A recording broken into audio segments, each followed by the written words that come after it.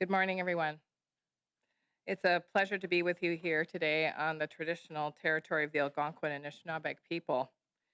After 8 months of negotiations and weeks of intensive mediation, Air Canada and the Canadian Union of Public Employees flight attendants were unable to reach a tentative agreement. The government firmly believes that the best deals are reached by the parties at the bargaining table, and we will never stop believing that.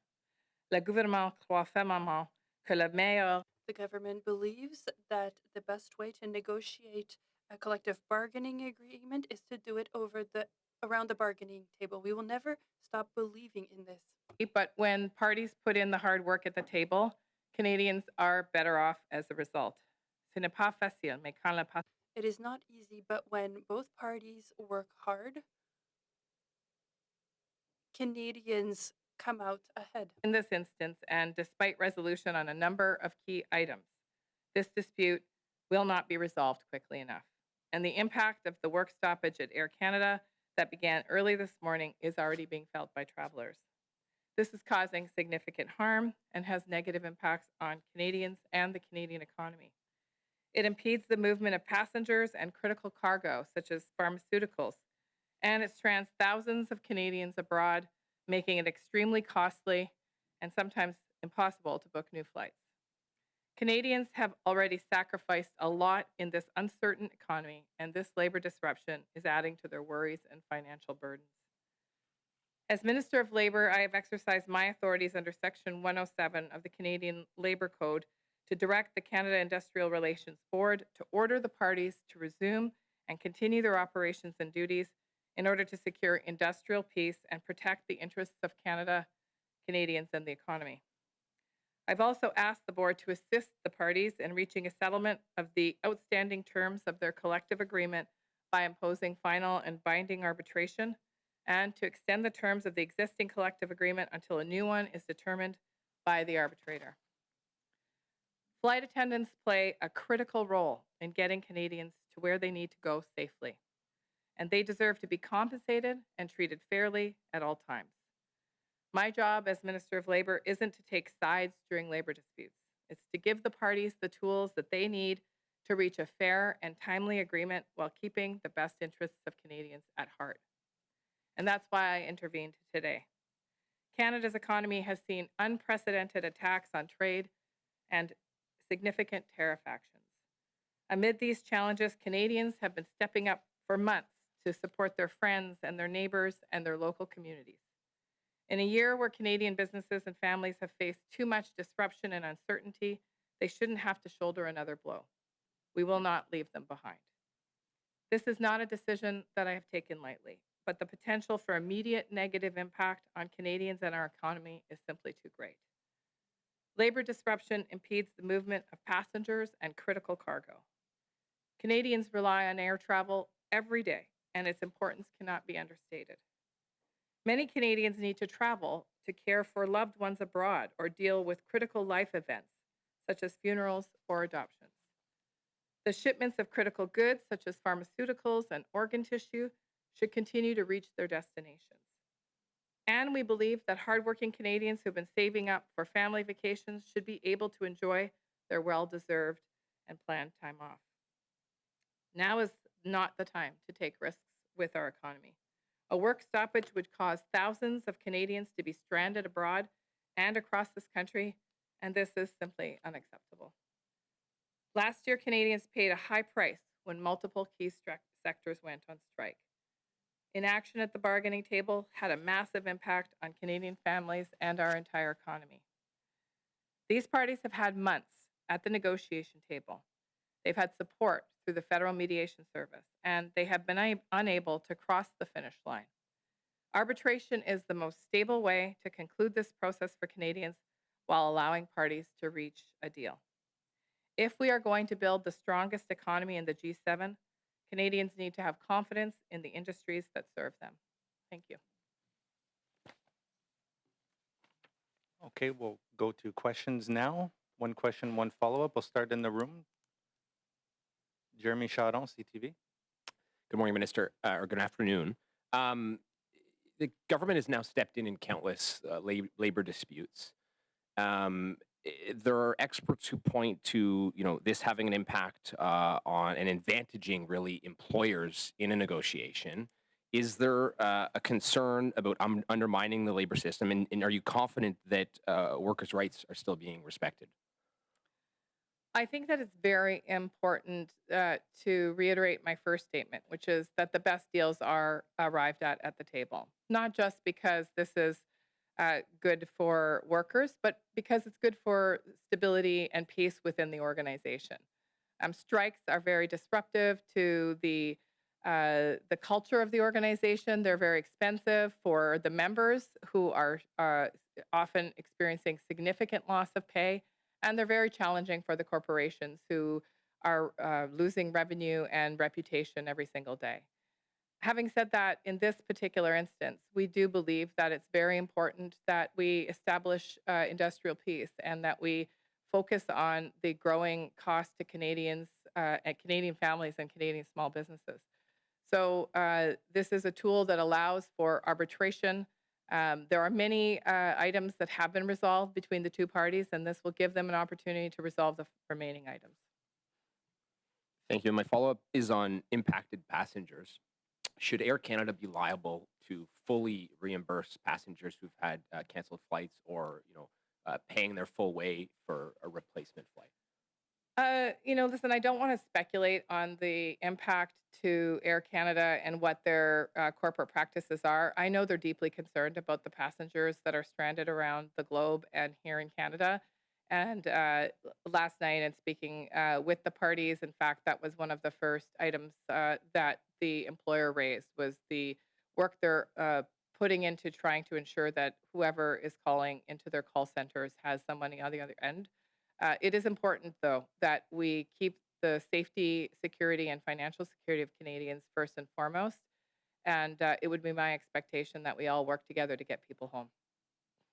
Next question will be Kyle Dugan, Canadian Press. Hi, Minister. Thank you for taking our questions. Can you tell us what changed between yesterday and today that you weren't willing to step in yesterday, but today you've come to the conclusion that clearly something needs to be done? So could you just give us a little bit of insight into your thought process and how you weighed the policy options ahead of before you? I think what changed between yesterday and today was that I asked the parties to meet with me collectively together in the same meeting. I met with Air Canada and with the union representatives, as well as the national president of CUPE. We talked through what was remaining in terms of the perspectives of the parties. The parties committed to staying at the table throughout the night, which they did. There was an offer tabled by the employer, and the talks broke down. And so it is clear that the parties are no longer, are not any closer to resolving some of the key issues that remain, and they will need help with an arbitrator. Thank you. And as a follow-up, I'm wondering, how long will it take before things kind of start to return back to normal and some of these flights come back online? Do you have a sense of that, how long the labor board process will? The CIRB is an independent body, and they will review and receive statements from the impacted parties, and then they will make their determination about whether they will intervene. And so that will take an according amount of time. Don't want to speculate because it is a process, but in general, sometimes it can take 24 to 48 hours for the board to complete that work. Again, that's a question for the board. However, Air Canada has said it could take between 5 to 10 days for regular services to resume. And again, I think that's a question for Air Canada in terms of their complex operations that one needs to happen for full resumption of services. Marina von Stackelberg, CBC. Hi, Minister. Unions are taking your government to court over your really unprecedented use of Section 107 of the Labor Code, which gives you the unilateral power to essentially, as you're doing today, order striking workers back to work. The unions say this is unconstitutional, that it violates the right to strike. Why does your government continue to use this Section 107? Well, actually, just recently, I think the CIRB affirmed that in one of the recent disputes, the use of 107 was constitutional. And of course, I know there are a number of pieces of litigation. But listen, in today's decision, this is about industrial peace and the safety of Canadians. Of course, any deal is is best if it's arrived at between the parties. But as we can see, and as as believe that some of you are reporting on, there are a number of extremely difficult situations and increasingly dire situations that Canadians are facing. And we believe that the Industrial Relations Board will help these two parties conclude their negotiations on some key items.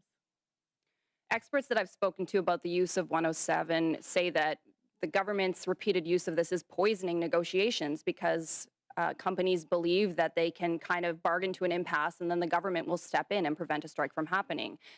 Why did you choose to use 107 so quickly here? I think this is the fastest use of it I've seen. Is your government anti-union?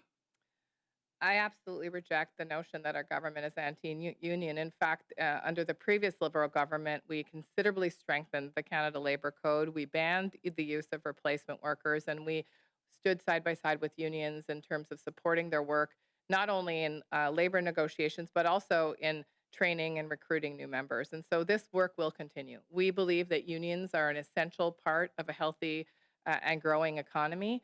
However, in a case like this, where multiple efforts have been made to conclude an agreement that satisfies both parties, and it is clear that they are at an impasse, it is very clear they need some help in arbitrating the final items. We're now going to take questions from Zoom. If you have a question on Zoom, please raise your hand. S'il vous plaît, utilisez la fonction main levée pour... Please use the raise hand function if you have a question on Zoom. Okay, our first question is from Tumata Trattori from Radio-Canada.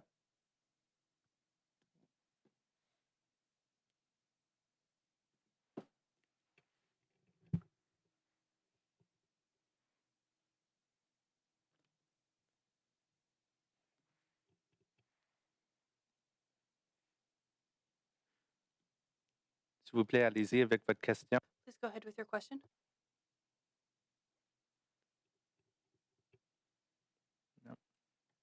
Okay, so could you just in French, because I'm from Radio-Canada, so how do you explain the use of 107? So could you explain it, but in French?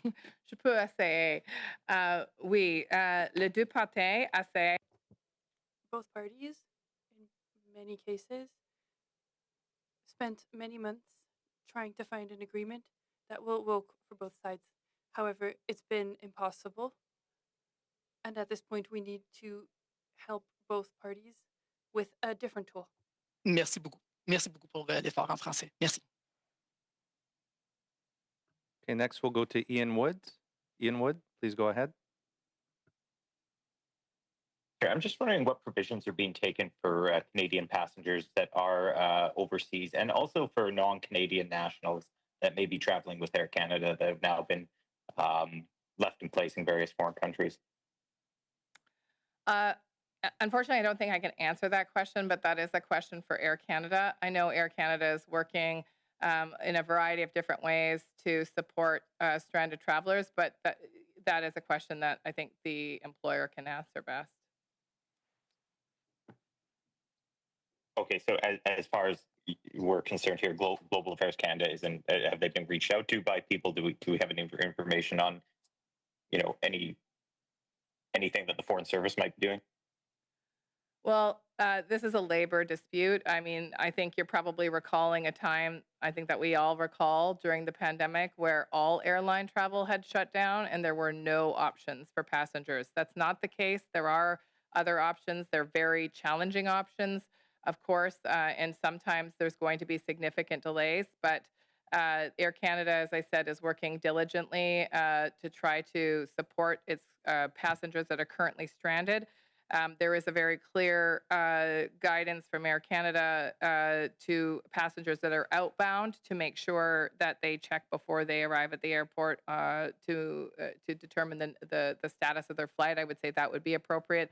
But we will get back to you about whether or not Global Affairs is hearing from Canadians that are reaching out.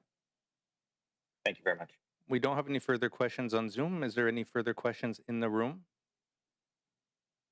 Kyle Dugan?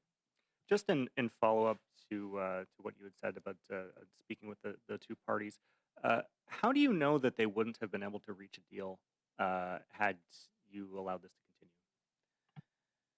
Uh, continue? the testimony from both parties gave me confidence that they are so far apart on a number of issues that they are going to need some additional help to reach an agreement in those areas. Could you just give an example or speak to something about the tone, or if there's one particular issue that you could highlight? I'm just looking for some kind of concrete point, I suppose. Yeah, I guess, I'm not going to negotiate in public on behalf of the parties. It's very important that those conversations happen between the parties. The CIRB is exactly the right place to help them finish. There are a number of items that have been concluded or that have been satisfied. In fact, in a public letter that the union distributed a number of days ago, they indicated as much. But there are some significant differences, and they have been. As I said, the parties worked throughout last night. There was another offer tabled by the employer. It was clear it was unacceptable at that point. The parties are very far apart. And so this additional help of an arbitrator will help them close that gap. Thank you. Are there any further questions in the room? Marina von Stackelberg, CBC. I know that there was a discussion about binding arbitration beforehand, and then you spoke with both the union and Air Canada. I guess I'm curious what changed to have you want to act in this way when you had gone to the union and said, are you interested in this? And the union came back and said, no, we firmly want to go on strike. I think what changed was the disappointing outcome of last night's talks. I mean, I met with the union and the employer last evening. I asked them to continue to meet throughout the night. The mediators were there assisting the parties. And this morning, the information that I received from the mediators is that the parties were still very far apart on a number of key issues. And it was clear that there was an impasse. An impasse means that, there obviously is a need for additional assistance. And I believe the CIRB is the best place to help them. And just for clarity, obviously you can continue to negotiate while you're on strike or while you're locked out. That's absolutely right. And I think that's a great reminder. Thank you. Parties could continue to negotiate, and they could still have the opportunity to come up with an agreement that satisfies the members and the corporation. So I'm just curious, are they negotiating today at this moment? My last information was that they were not. My hope is that they will continue to seek a resolution that is jointly arrived at together. Because, as I said in my opening remarks, the best agreement is the one that is found at the table, and not just for members or the corporation, but for the long-term peace and stability of the organization and its relationship with the employees. Listen, I have actually been an employer in a unionized environment previous to politics, and I can tell you that strike activity creates a very challenging environment to resume operations. And every employer needs good and stable relationships with its employees. So I do urge the parties to continue to talk, to continue to speak. There is that opportunity as we speak. It's never too late. And just quickly, obviously Canada Post and Cup W are set to return to negotiations this coming week. The previous labor minister invoked Section 107 to end a strike that was happening right before Christmas. Again, experts I speak to say that this use of 107 just kind of kicks the can down the road. And here again, once again, we have Canada Post, Cup W in a labor dispute. Are you concerned that this is what's going to happen here? Listen, I don't want to make any predictions about what will happen with another collective bargaining process. I think it's really important that Canada Post and the union, Cup W, resume their negotiations after a vote on the last offer that was rejected by their members. Now the organization has a very clear message from the members that indeed the union representation was speaking for the members, and so they have some hard work ahead of them. Jeremy Charon, CTV. If you just, I'm hoping you can clarify a bit of a logistical question for me. How Sure. long does this extend the collective agreement for? And how quickly do you expect this will get workers back on the job? So the board will make the determination of the extension of the current collective agreement, and I wouldn't want to speculate. And they will take their appropriate time to determine and respond to my request. I don't see any further questions in the room. We'll just do one last call on Zoom. If you have a question, please raise your hand now, please. S'il vous plaît, utilisez le lever la main. No, I'm not seeing any further questions. This concludes today's press conference. Thank you very much. Ceci conclut la conférence de presse. This concludes the press conference. Thank you very much. Thank you, Minister.